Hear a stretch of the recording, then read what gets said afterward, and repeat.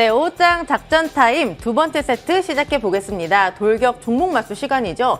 1세트에는 두 분이 진지하게 또 시장을 말씀을 해주셨다면 2세트에서는 저희 가감 없이 분석을 해드리니까 끝까지 본방사수 해주시길 바랍니다. 그럼 첫 번째 주제로 바로 넘어갑니다.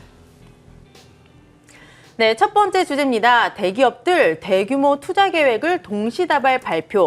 눈여겨봐야 될 섹터는 삼성이 반도체와 바이오 분야 신성장 육성을 위해서 2026년까지 450조를 투자하겠다라고 밝혔습니다. 그리고 현대차그룹도 63조 원의 투자 계획을 밝혔고요. 하나그룹이나 롯데그룹도 각각 37조 원의 투자 계획을 내놨습니다. 과연 어떤 sek터가 이 낙수 효과를 제대로 받을 수 있을지 OX 말고 오늘은 의견을 들어보도록 할게요. 먼저 김선윤 어드바이저님. 네. 자, 우선 거의 참 재밌는 게 이제 그 대통령 바뀌고 나서 기업들이 너도 나도 이제 투자를 정말 많이 해주고 있어요. 특히 삼성에서 이렇게 크게 한 적은 없었던 것 같아요. 450조인데 1년에 90조 정도 한다는 건데 업종으로 따져보자면 삼성에서 투자하는 것은 첫 번째 반도체겠고, 그다음 바이오, 5G나 6G나 그다음에 AI 쪽에 집중적으로 육성을 하겠다는 게 큰 그림이고, 그 외에 현대차 너무나 잘 아실 거고, 하나나 롯데나 등등 LG, SK 등등 주르륵 다 이제 대규모의 투자가 이제 이루어지는 있는 그런 상황들이 좀 나와주고 있습니다.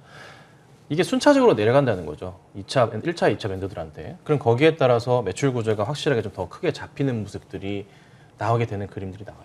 근데 저는 사실 여기서 바이오 섹터를 좀 더 강조해서 말씀을 좀 드리고 싶어요. 최근 들어서 좀 이슈가 좀 되고 있기도 하고, 종목들 자체도 움직임이 좀 나아지고 있기 때문에 조금 이게 시점 자체가 이른 감이 없지 않아 있긴 하지만 지금부터 좀 관심을 가지고 보시는 게 필요하다고 좀 말씀을 드립니다.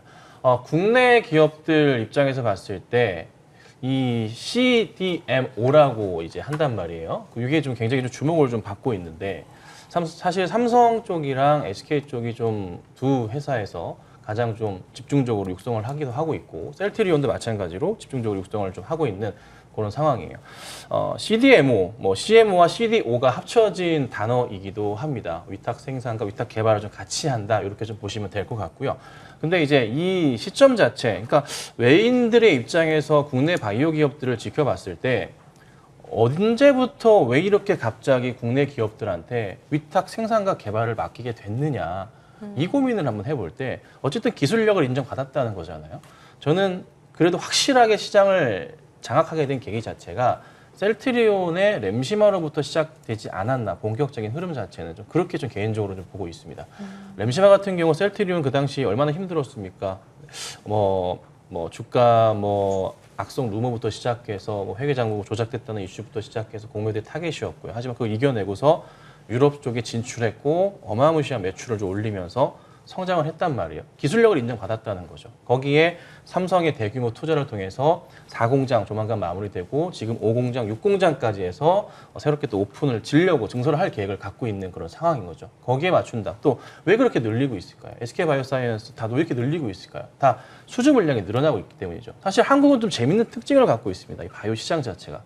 왜냐하면 외인 입장에선 최고의 기술력을 미국 입장에서 갖고 있지만 미국 내에서 자체적으로 생산한다는 것 자체가 사실 조금 부담스러워요. 비용적인 측면에서. 근데 유럽 쪽으로 가기엔 좀 애매하고, 아시아 쪽으로 완전 빠져버릴 때 생산기지 자체 믿을 만한 곳이 사실 한국과 일본 두 군데밖에 없어요. 일본 같은 경우도 CDMO 분야에서는 세계 최고의 기술력을 갖고 있습니다. 후지필름 같은 경우도 그러하고요. 정말 큰 규모의 공장들을 가지고 있는데, 국내가 일본보다는 조금 더 이제 가격 측면과 바이오 측면에서 좀 우위를 선점하고 있는 건 사실이에요. 그리고 참 안타까운 일이지만 국내 시장의 임상 시장 자체도 외국인 입장에서 봤을 때는 굉장히 편한 시장입니다. 왜 그러냐면 미국에서 임상을 할 경우 잘못될 경우 어떻게 될까요? 엄청난 변호사 비용과 상대적으로 비용 차이가 한국과 너무 많이 차이가 납니다.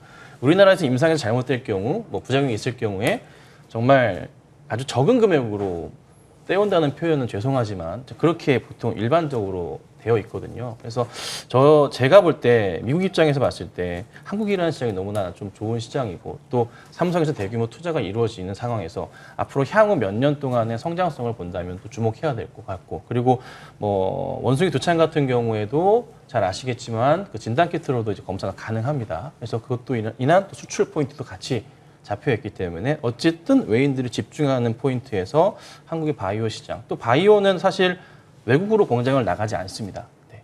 국내에서만 또 국한돼서 하기 때문에 매출 포인트가 지속적으로 더 커질 수 있어서 저는 이쪽을 좀 봐야 될 것 같습니다. 그런데 사실 셀트리온 그룹주 같은 경우에는 개인들의 피눈물이 가득 담긴 그런 종목들이잖아요. 그래서 사실 저는 이쪽으로 손이 좀 안 가요. 또 왜 웃으세요? 셀트리온만 피눈물이겠어요? 다 피눈물이에요. 그렇죠. 그래도 이제 대표적으로 셀트리온 하면 저는 약간은 거부감이 든단 말이에요. 그래서 이쪽으로 말고 조금 네. 더 눈을 돌려서 다른 쪽을 보면 어떨까요? 근데 저 개인적인 생각인데 네.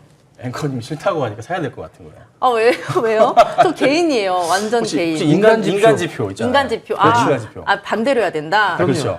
그럼- 저는 되게 이제 지금 상황에서 이제 모아가 될 것 같은 생각이 네. 들거든요. 그렇잖아요. 주식 잘하고 계세요 혹시?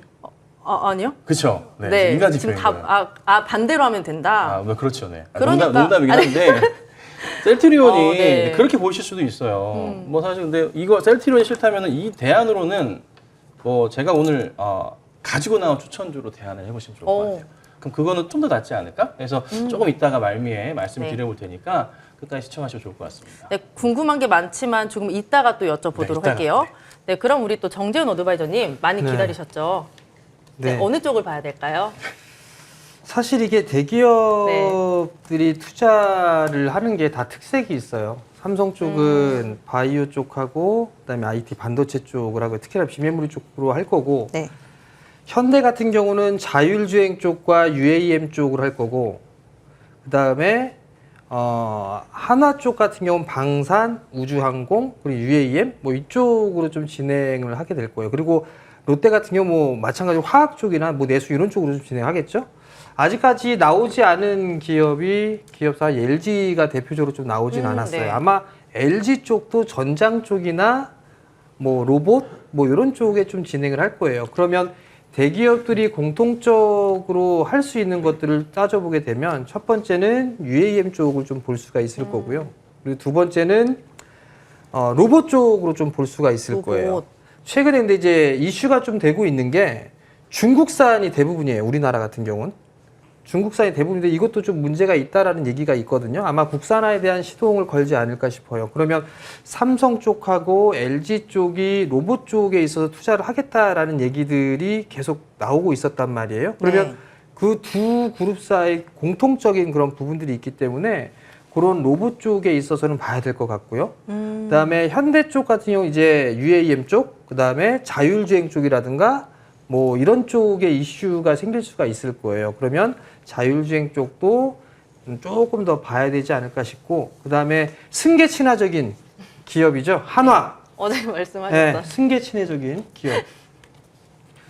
뭐 투자를 하는 것보다는 배당도 좀 많이 주고, 무상증자 좀 하고, 자사주 매입도 좀 하고 그랬으면 참 좋겠는데 어찌됐든 투자를 하는 거는 상당히 좀 좋은 것 같아요. 네. 좋은 그런 부분들은 맞는데 네. 주가도 좀 신경 썼으면 오늘은 그래도 괜찮네요. 주가 전반적으로. 그러니까 항공우주나 그런 거 움직이는 바야 쥐꼬리만큼 움직이는 것밖에 안 돼요. 그렇기 때문에 더 신경을 써줘야 된다라는 거고 어찌됐든 대기업들의 공통적인 그런 부분들이 있어요. 그럼 예를 들어서 로봇 쪽을 보게 되면 LG가 로봇 기업에 인수를 한 기업이 하나가 있고 지분 투자를 한 기업도 하나가 있어요. 아직까지는 실적은 좀 좋지는 않거든요. 그럼 그런 종목군들을 뭐 만약에 로봇 쪽에 투자를 하게 되면 그런 쪽에 좀 집중을 하겠죠? 아니면 기술력을 갖고 있는 기업들 뭐 이 프로그램을 통해서 말씀을 드렸지만 레인보우 로보틱스나 이런 부분들은 로봇 쪽에서는 기술력을 최고로 저는 치고 있거든요. 그런 종목군들을 좀 길게 본다는 관점으로 본다든가 그리고 2분기 연속적으로 실적이 좀 좋게 나왔으니까 턴어라운드가 되는 그런 모습들을 보일 수가 있단 말이에요. 그런 쪽을 본다든가 그 다음에 이게 UAM 쪽 같은 경우 드론하고도 같이 엮을 수가 있을 것 같거든요. 네. 근데 미국 쪽에서는 드론 택배 이거를 더 확대를 할 거다라는 소식이 있어요. 그러면 국내 쪽도 마찬가지로 UAM이 확 커질 수밖에 없어요. 그러면 드론 관련주들 그런 쪽까지도 아마 테마성의 흐름까지도 같이 엮일 수가 있고 대기업 쪽에 투자를 하는 그런 부분들이 나올 수가 있는 그런 상황이기 때문에 그러한 종목군들을 한번 좀 보는 게 좋지 않을까 싶습니다. 지금 유튜브 댓글을 보니까 그러면 LG전자 사야겠네라고 하시는 분이 계시거든요. 어떻게 생각하세요? 저는 LG전자 괜찮다고 보고 있어요. LG전자 정말요? 네. 그러니까 LG전자가 정말 잘한 거는요. 스마트폰 사업을 확 내팽개쳐버린 거. 아우 그거는 저는 좋다고 봐요. 저는 옛날에 LG전자 휴대폰만 썼거든요.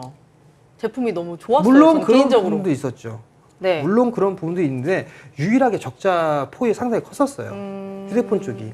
근데 이제 LG전자 같은 경우는 가전 쪽과 휴대폰 이쪽이 아니라 이제 점점 전장 쪽으로 바뀌고 있어요. 지금 LG전자가 10만 원이 깨지려고 하고 있거든요. 네. 지금 보면 시장 자체가 원체 좋지가 않은 그런 상황들이니까 밀릴 수 있겠죠. 지수가 빠지면 지수가 돌리는 그런 모습들이 나와야 대형주들이 움직이는데 아직까지는 그러한 모습들은 아니거든요. 그러면 만약에 매수를 한다라면 10만 원 이하권역에서도 저는 충분히 가능하지 않을까? 뭐 그렇게 좀 보고 있고요. 길게 보게 된다라면 오히려 이쪽 LG전자도 좀 더 좋지 않을까. 뭐 하나 투자하는 사람들도 있는데 LG전자는 더더욱 더 좋죠. 실적 잘 나오고 있고 매출 늘어나고 있고 계속 꾸준하게 성장을 해 나가는 기업이에요. 이제 전장 쪽 사업으로 진행을 하는 그런 과정이기 때문에 저는 오히려 LG전자도 좋다. 다만 이제 단기적으로 보시는 분들 같은 경우는 좀 오래 걸릴 거예요. 차트가 완전히 깨져버리 역배열로 전환되는 그런 과정이 있기 때문에 이게 아마 돌아서는 그런 모습들이 나오거나 하려면 적어도 내년 정도? 올 연말이나 내년 정도 될 거예요. 그러면 이미 주가는 바닥이 나와 있는 그런 상황이겠죠? 그렇다면 계속 성장을 해 나간다면 저는 LG전자도 관심 있게 좀 볼 필요성은 있지 않겠느냐 그렇게 좀 말씀드리고 싶습니다. 지금 LG전자 말씀하시니까 유튜브에 막 의견이 막 올라오고 있는데 네. 비싸다. 아직까지도 비싸다라는 분이 계세요. 비싼 뭐 건가요? 비싸면 안 사면 되죠. 그런데 또 좋다고 하니까 흔들리는 분들도 계시단 말이에요. 지금 이게 네.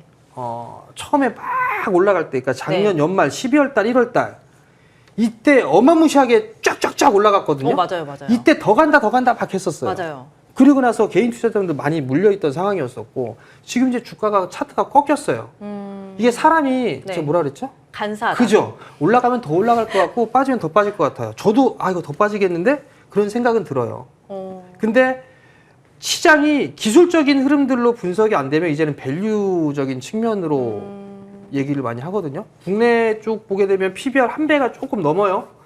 좀 지수가 밀리게 되면 대형주들은 어쩔 수 없이 밀릴 수밖에 없어요. 그러면 LG전자 같은 경우도 10만 원이 붕괴되는 그런 모습들이 나올 수는 있어요. 근데 이제 중장기적으로 투자를 한다라고 했을 때 과연 이걸 어디에서 매수 포인트를 잡을까 이걸 고민해 볼 필요성은 있을 것 같은데 저는 지금 구간대에서부터 조금씩 모아가는 전략은 나쁘진 않을 것 같다. 그렇게 좀 말씀을 드리고 싶습니다. 네, 첫 번째 주제까지 이렇게 두 분의 의견 들어봤습니다. 참고해 보시길 바라고요. 두 번째 주제로 바로 넘어가겠습니다. 네, 두 번째 주제입니다. 펄프값 인상에 주가 날아가는 제지주, 지금 매수해볼까? 네, 종이 원료로 쓰이는 펄프 가격이 올해 들어서 5개월 연속 오르면서 최고치를 기록을 하고 있습니다. 이 증권업계에서는 이제 원자재 가격이 인상되면서 이 제지업체들이 실적이 좋아질 것이다라는 분석들도 많이 내놓고 있는데요. 과연 제지주들 지금 매수를 해봐도 좋을지 OX를 통해서 이번엔 들어볼게요. 하나, 둘, 셋! 네, 두 분이 갈렸습니다. 우리 김선윤 어드바이저님, 제지주 지금 들어가도 된다. 근데 제주주가 네. 특별한 이슈까지는 아니고 그냥 네. 펄프값 인상에 대한 부분인데 네. 인상 요인 중에 하나가 그 운송료 때문이죠. 그러니까 다 해외에서 수입을 좀 해오다 보니까 운임료가 올라가다 보니까 당연히 가격 인상이 좀 나왔던 부분입니다. 뭐 우크라이나, 뭐 중국이랑 다 마찬가지일 텐데. 근데 상당히 좀 많이 오르긴 했어요. 근데 이게 사실 펄프값 그 인상 자체가 이번만 이슈가 된 게 아니라요. 4월 달에도 한 차례 얘기가 돌았고 그때부터 계속적으로 상승이 좀 나오고 있었던 그런 좀 상황이에요. 그러니까 쉽게 이게 막 갑자기 뭐 이슈가 터져가지고 올라갔던 그런 상황은 아니에요. 그래서 종목들 뭐 오늘 무림페이퍼도 뭐 20% 이상 급등하고 있지만 사실 시가로 뛰어버린 이후에 튀어 올라가지 못하고 오히려 좀 횡보하는 모습 좀 보여주고 있기도 하고 크게 재미는 없어요. 신풍제재 같은 경우에도 상승 시가로 높게 출발했지만서도 하락하는 흐름이 좀 나오고 있어서 뭐 크게 재미는 없는 모습이고 페이퍼 코리아 같은 경우 현재 9% 상승이지만 시가보다 아래에 있는 그런 좀 모습이긴 합니다. 근데 제가 주목하는 건 이슈 자체가 돌았던 시기 자체가 2분기란 말이에요. 실질적으로 가격 인상에 대한 그림들이 좀 나와주고 있는 상황이라 2분기부터 3분기까지 해서 실적에 대한 개선폭이 좀 커질 가능성이 좀 있지 않나 좀 생각을 해봐요. 몸소 와닿을 수 있는 게 조만간 이제 여러분 많이 쓰시는 티슈 같은 경우도 가격이 좀 뛰게 되겠죠. 그래서 그런 포인트들 같이 생각해 보신다면은 매출 포인트가 나올 것이고, 이거 짧게 보시면 안 되고 이번에 오늘 단기적으로 급등 나오는 포인트보다도 조금은 여유를 보시고, 저는 개인적으로는 3분기 실적까지 확인하시면 좋겠어요. 네, 3분기 실적까지 해서 한 10월 연말까지 해서 천천히 대응을 하고 가져가신다면은 분명히 지금 현재 구간 때는 한 번 더 매수 기회가 온 거란 판단이니까 그래도 좀 매수할 수 있지 않을까. 그래서 저는 짧게는 보지 마시고 단기로 급등하려고 그 테마성을 가지고 노리지 마시고요. 실적의 개선을 보시고 연말까지 보시는 걸 추천드리도록 하겠습니다. 이 안에서 종목들이 뭐 굉장히 많잖아요. 뭐 무림 많아요. 그룹주들도 있고, 뭐 신풍재지, 대림재지 다 있는데 정말 많은데. 이쪽에서 좀 눈여겨 보시는 부분이 있나요?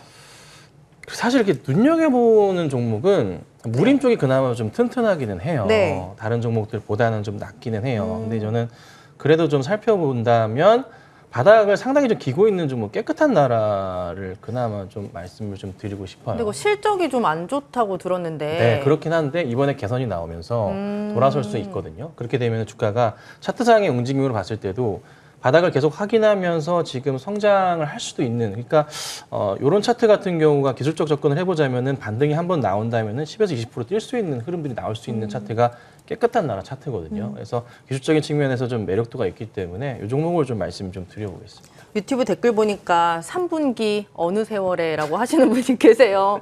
3분기가 사실 길잖아요. 투자자들 그렇죠, 입장에서는 길죠, 굉장히 길죠. 길어요. 그러면 이쪽을 차라리 안 보는 게 낫지 않을까요? 그것도 방법이긴 한데 네. 저 같은 경우는 제 개인적 스타일이죠. 아, 스타일. 종목 자체를 좀 길게 보는 성향이 있어요. 그러니까 저는 기본적으로 이제 뭐 저희 뭐 가족방이라고 표현하라고 라이브 방송을 할 때도 있지만 항상 기업 방문을 다녀온 종목들만을 가지고 리딩을 하는 스타일이거든요.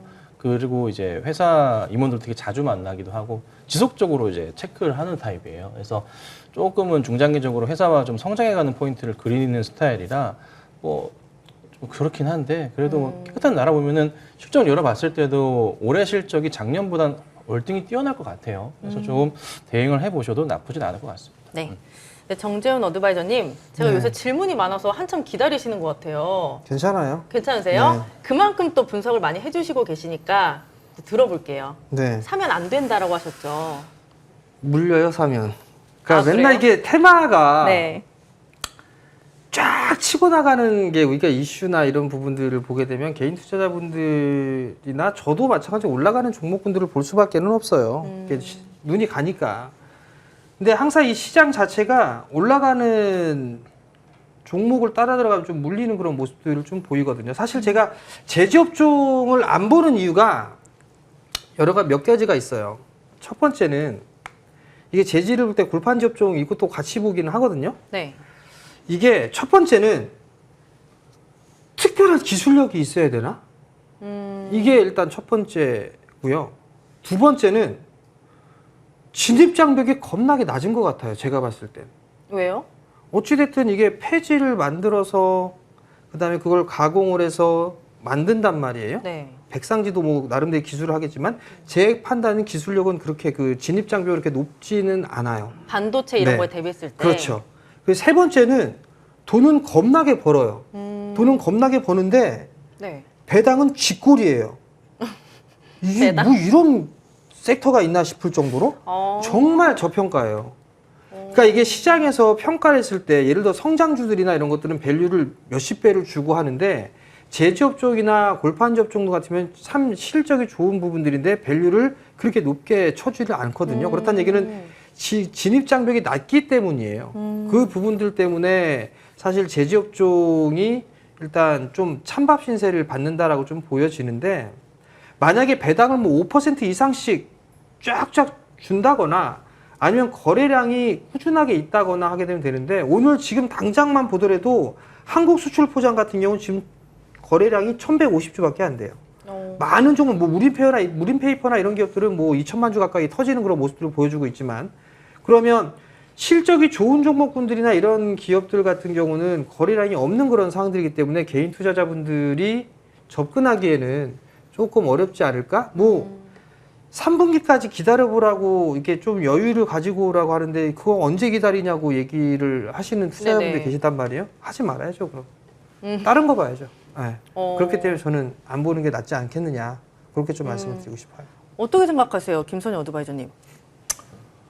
싸움 붙이는 거죠, 이제. 아니요, 그냥 여쭤보는 거예요. 여쭤보는 거예요. 어떻게 생각하세요? 잘 3분기까지 보세요. 너무 길다. 이제 맞아요. 그런 유튜브에 그런 글들이 좀 있는데 길긴 길어요, 사실. 길긴 긴데 근데 저는 이제 차트적인 분석을 막 하는 스타일은 아닌데 그래도 반등이 나올 수 있는 자리들은 잘 찝는 스타일이긴 해요. 정말 잘 짚어내기도 하거든요. 그래서 이제 깨끗한 나라 같은 경우만 딱 짚어서 말씀을 좀 드린 거예요. 그래서 전체적인 제지주들 관련해서 뭐 무림페이퍼 막 급등 나오고 다 좋아요. 근데 사실 따라 들어가는 거는 진짜 그건 잘못된 거고 차트를 보면서 그냥 딱 말씀드리면 무림페이퍼나 무림 이쪽 그룹주 같은 경우들은 이미 4월 달부터 한 차례 바닥부터 해가지고 뭐 거의 많게 2배 가까이 올랐어요. 그리고 한번 이제 털고 나간 모습이 좀 보여요. 딱 차트상으로도 한번 정리가 된 누군가 이제 뭐라 표현을 할까요? 조금 세력들이 들어왔다가 빠져나간 듯한 이런 좀 모습이 포착이 좀 되고 있는 수급이 들어왔다 나간 모습이 포착이 되고 있고 다만 이제 뭐 깨끗한 나라 같은 경우에는 그 모습 자체가 그렇게 포착이 되고 있지는 않아요. 아직까지 좀 더 한 차례 더 상승 가능성이 좀 눈에 띄거든요. 그래서 그 포인트로 좀 말씀을 좀 드리는 부분이니까 종목별로 조금 차이가 있다는 생각이 좀 드니까 그거 참고하시면 될 것 같아요. 네, 종목별 옥석 가리기가 필요하다는 말씀이신 것 같아요. 그렇죠? 네, 맞습니다. 네, 오늘 이렇게 정리를 해보고요. 두 분의 관련주들 좀 보도록 하겠습니다. 네, 그럼 우리 김선윤 어드바이저의 종목을 먼저 보기 전에 네. 또 오늘 AS를 해야 될 것 같아요. 이 별명이 셀트리 윤이잖아요. 네네네네. 네, 셀트리온이 오늘 잘 갑니다. 그리고 셀트리온 헬스케어 같은 경우에는 시가총액 2위 자리 다시 한번 탈환하기도 했어요. 오늘 보면은 최고가 기준으로 5.5% 올랐습니다. 종목 AS 해주시죠. 이거를 네. 그 사실 AS를 지금 뭐 짧게나마 하는 건 좋은데 네. 이거를 짧게 보시고 대응하시면 안 돼요. 제가 1년 반 만에 매도를 하고 나서 보지 마세요 하다가 1년 반 만에 매수할게요라고 얘기한 거예요, 이게. 그러니까 앞으로 이게 1년 정도 이상 보고 대응을 하는 거라고요. 그러니까 시청자분들 뭐 다 좋은데 그건 있어요. 뭐 전고점, 최고점 38만 원대까지 40만 원 근처까지 다시 갈 수 있을까? 네, 그거는 솔직히 지금 말씀드리기는 어렵지만 1차적인 부분에 있어서 20만 원대까지 충분히 가능하긴 하거든요. 그래서 우선은 홀딩을 하시고 시장의 출렁임 따라서 종목이 영향을 받을 수는 있어요. 좀 밀릴 수는 있습니다, 분명히. 하지만 다시 큰 하락이 나오는 건 제한적이니 좀 꾸준하게만 버티시고 가져가신다면 좋은 결과가 더 있지 않을까라고 좀 보고 있습니다. 네. 그럼 셀트리온 AS까지 체크를 해봤고 오늘의 종목도 말씀 바로 해주시죠. 그래서 이제 앵커님이 셀트리온 싫다고 하니까 아, 싫다고는 아니고요. 약간 좀 불안하다 이렇게 말씀드린 거죠. 불안하다 하시니까 네. 요걸로 좀 가지고 왔습니다. 사실 어제도 살짝 말씀드렸는데 네. 삼성바이오로직스예요. 사실 이 종목도 어떻게 같이 보시면 어떨까 싶어요. 오늘 좀 많이 오르기는 해요. 3.8% 정도. 100만 원을 진짜 딱 한 하루 일주일 정도 있었나? 그리고 나서 이제 가지를 못하고 있어요. 시장 영향에 따라서 작년 8월부터 해서 하락 흐름이 좀 나왔고 1월 달에 좀 많이 밀린 다음에 최근 들어서 좀 상승 흐름 나와주면서 좋은 흐름이 좀 나와주고 있습니다. 오르는 이유는 그거예요. 그냥 삼성에서의 대규모 투자 그리고 뭐 4공장 이어서 5, 6공장까지 건설이 이루어지는 부분 그리고 CDMO 생산량이 지금 압도적 1위를 만들려고 글로벌 1위를 만들려고 공장을 짓는 거거든요. 그러면 사실 해외에서 특히나 이제 뭐 예를 들자면 코로나 백신 같은 거 대규모로 찍어야 되는데 찍을 데가 없는데 눈을 돌려보자면 한국밖에 없는 삼성밖에 없는 상황들이 또 생길 수가 있다는 거죠. 미리미리 준비를 하는 모습이에요. 그리고 실적 자체가 원체 좋습니다. 네. 그리고 이게 올해만 끝나는 실적이 아니라 5공장, 6공장 건설되고 4공장 이어지면은 이 실적 자체가 내년으로 다 쏠려버려요. 그럼 올해도 좋은데 내년은 훨씬 더 좋다는 거죠. 공장 규모 자체가 말도 안 되게 큽니다. 그러니까 삼성은 정말 규모의 진짜 경제를 잘 보여주는데 삼성 평택 반도체 공장도 아시지만 세계 최대 규모입니다. 삼성이 짓고 있는 이 바이오 공장 자체도 세계 최대 규모의 공장으로 지금 키우는 중이니 정말 많이 가지 않을까. 다만 역시나 죄송스럽지만 짧게 보시면 마시고 네, 무거운 종목입니다. 조금 장기적 관점으로 대응을 하시면 분명히 좋은 결과 있을 것 같습니다. 자, 매수가는요. 오늘 좀 올랐어요. 아까 좀 드릴 때보다 좀 올라가지고 좀 83만 원 아래 잡아두긴 했지만 우선 그렇게 제가 안내를 드릴 테지만 조정 시 매수하시는 것도 나쁘지 않고 현재가부터 충분히 분할 매수하시는 것도 나쁘진 않을 것 같아요. 목표가일자 90만 원 잡고 2차제 100만 원 잡아드리고요. 손절가 76만 원 말씀드리도록 하겠습니다. 네, 실적에 대한 기대감이 높은 바이오 종목 삼성 바이오로직스가 오늘의 관심주였고요. 이 관심주에 대해서 많이 궁금하시면요. 문자 샵 0988로 김선윤 입력하시고 보내주시면 됩니다. 들어오실 수 있는 노란통 링크 전송해 드리고 있으니까요. 많은 참여 부탁드리겠습니다. 네, 그럼 또 우리 정재훈 어드바이저의 종목도 들어봐야죠. 네. 오늘 말씀드릴 거는 조금 이 변동이 좀 나올 수 있는 그런 기업이고요. 그냥 내피셜로 바이든 대통령이 네. 이제 가셨어요. 네, 눈치를 왜 이렇게 보세요? 그러면 이제 중국 쪽에서 네. 가만히 있을 것 같진 않아요. 그럼 그 부분들을 좀 고민을 해서 종목을 좀 선정을 했는데요. 티플렉스예요. 티플렉스의 투자 포인트를 좀 보게 되면 우선 실적이 좀 상당히 좋게 잘 나왔어요. 1분기 때 사상 첫 최고 매출을 좀 기록을 했고 그리고 실적 또한 마찬가지로 상당히 좀 좋게 나왔어요. 그 부분들이 좀 나름대로 이슈거리가 좀 되지 않을까라고 좀 보여지고요.